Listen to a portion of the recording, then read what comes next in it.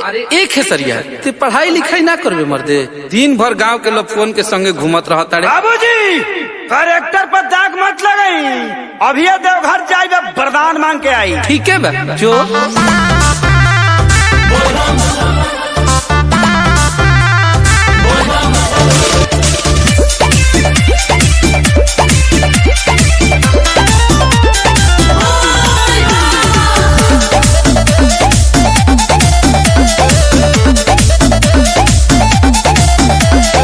भंगिया धतूर ली हाई चीख ली, अपना सेवा कवा के बाबा जी को भीख दी। बाबा मजबूरी बुझना तो बाप बड़ा मारी।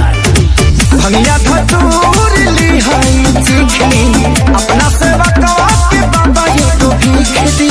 हे भोले बाबा वरदान मांगती।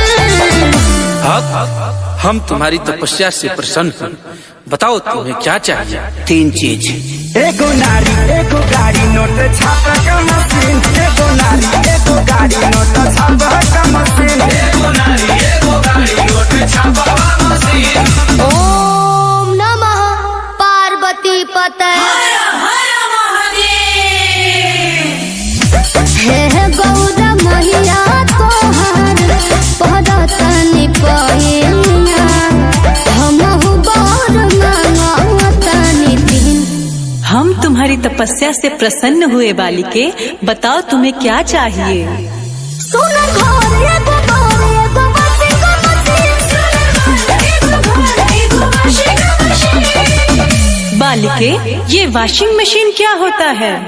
माते ई आधुनिक युग के कपड़ा धोए वाला मशीन है।